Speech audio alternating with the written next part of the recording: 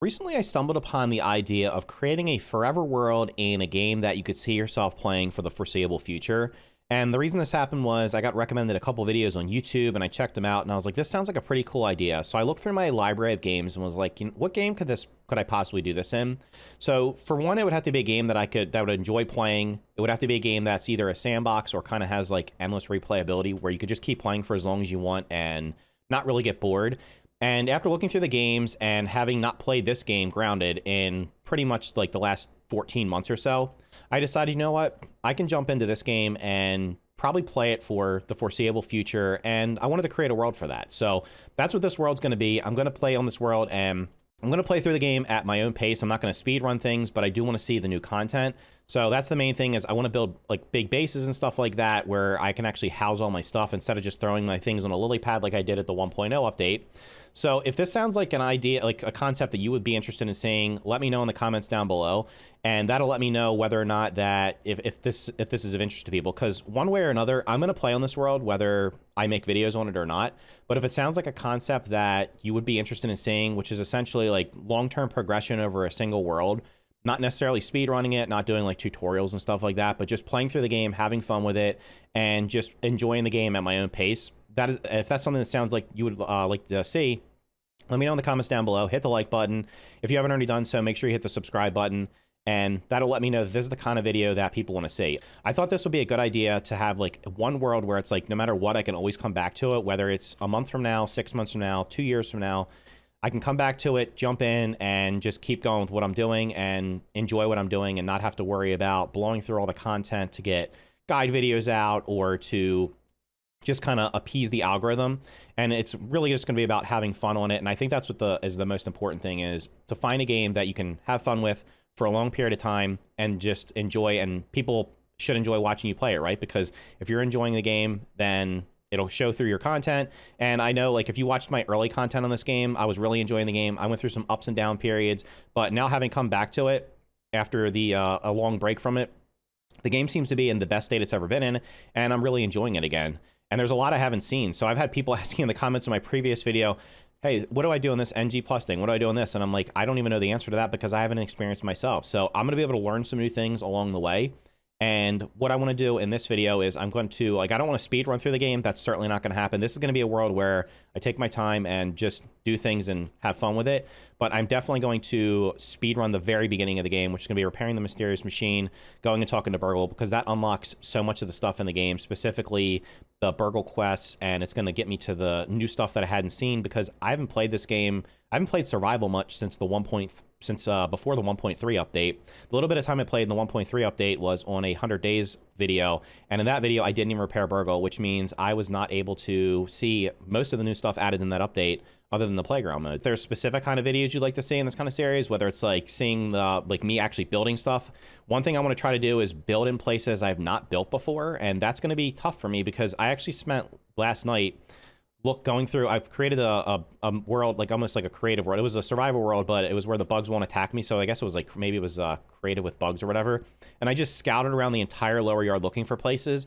And I was like, man, I played this game so much that I've built in almost every single spot. So it's going to be very hard for me in the lower yard to find spots that I've not actually built in before. Upper yard will probably be a little bit easier because I spent most of my time in the left side of the upper yard because that's what was before 1.0.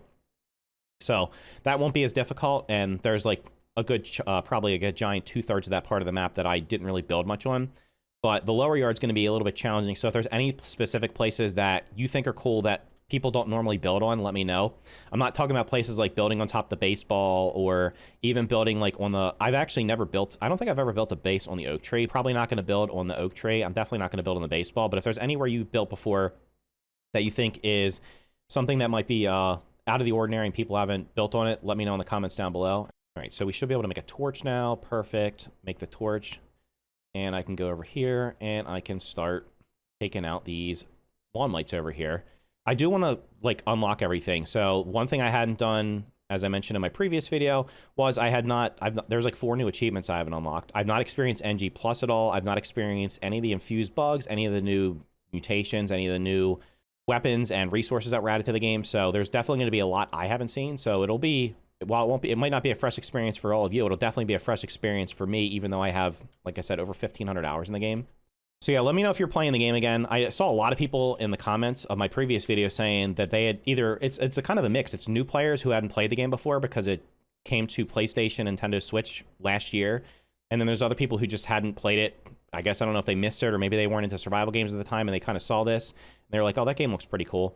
So there's a mix of new and old players playing this game, which is pretty cool. And like I said, I haven't played it in so long that there's just so much that I'm looking forward to. How did I miss you, little guy? So we'll take you out, go repair the mysterious machine, get our little cutscene, and then we can go talk to Burgle. But one thing I've not done a ton of is kind of just taking time to build like proper bases.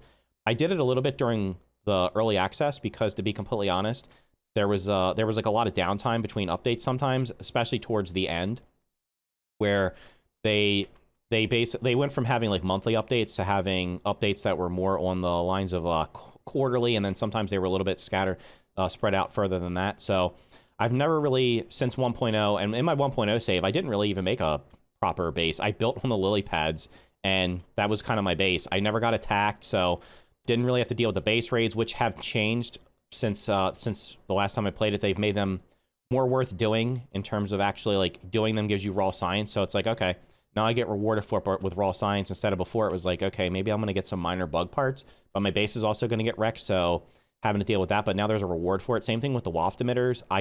The waft emitters were a cool idea in theory, but because they really just didn't do much in terms of rewards, I never really ran them. I tested them out, and then I was just like, yeah, I'm not gonna do this. So I think that's something I definitely want to try out as well. So I kind of want to, when I'm looking at base ideas, I'm looking for places that are where it's not going to be able to cheese the raids. So I know there's a lot of places you can build where the raids essentially cannot attack you unless it's mosquitoes. So I want to kind of, I'm looking for some like areas that have open area around them. And I found a couple of spots. I haven't kind of decided exactly where it's going to be, but like I said, if you want to see where I build my first base, you're going to have to make sure you hit that like button, subscribe. Let me know in the comments down below, because that's going to determine whether or not I make another video on this world. And it's, I found a couple of places where I'm like, okay, if I build here, I will definitely be able to get attacked. I won't have to worry about not having enemies be able to reach me. Where did my hammer go? Did I craft the hammer? I crafted the hammer, didn't I? I thought I crafted the hammer. But maybe I just crafted the rope for it. Okay. Craft hammer. Inventory. Oh, no, now I have 2 hammers. Okay, I don't know why it didn't pop up. That's interesting. Anyway, it is what it is. Let's crack some of these acorns. So yeah, I also want to get over here before the wolf spiders come out and just get as many acorns as possible. Ideally, I want to avoid dealing with wolf spiders until I'm actually geared up in like tier 2 gear, because they attack so quickly that, and if you get hit one time, you're basically going to get poisoned, and then that's a GG. Going to go grab everything over here. This is also cool, is the fact that they added a water containers to the labs, because one of the issues with like the hedge lab, which has been completely overhauled, and when I get to it in this series, on this world, I'll kind of talk about it more. The hedge lab was like super challenging because by the time you got through it, you could be dehydrated if you didn't have a canteen. And there's a good shot you might not have had a canteen. And is he gonna let me talk to him? Nah, he's still yapping. This guy has a lot to say. I guess he's been knocked out and had nobody to talk to for some undetermined amount of time. Whoops, I accidentally hit him. So now we'll go over here, hit our little, do the little security device, and start getting access to all of the different quests that are going to be available. The apprentice quests are definitely good because there's a lot of things you could miss in this game. So while this is a survival game, you could, and it's story driven, you could very easily miss a lot of stuff. Like a lot of the optional bosses, there's lots of hidden caves that you would never, like you probably could just completely miss. So that's the fact that they added these quests here to kind of get you through, and there's 100 of them. And somebody let me know in the comments down below, or let me know in the comments of my previous video. I think number 100 here is actually killing the infected broodmother, which let's see if I can get through all 100 apprentice quests. But getting these is definitely helpful because I'll be honest, I wouldn't be surprised if a lot of people had no idea about the fact that you can actually dig up grubs. So Burgle's repaired, the quests are available, and I'm not going to bore you with all the tedium of everything. Like my goal for the next video, if I do another video on this, is going to be to build my first base. So what I'll do in the interim is I will collect all the, I'm going to find a location, collect all the resources for it, and then I'll build that base out. So if that's something you want to see, let me know in the comments down below, and I will be more than happy to make a video on it. Otherwise, I'm just going to play on this world at my leisure. And if there's anything else you want to see videos on, let me know in the comments down below. If I do end up making multiple videos on this world, I will create a playlist for it, and there'll be a link for that in the description down below if you're catching this later on. Anyway, I'm glad to be playing Grounded again. I see myself playing this off and on for the foreseeable future. So if that's something that interests you, make sure to hit the subscribe button. Thank you for watching, and I will see you in the next video.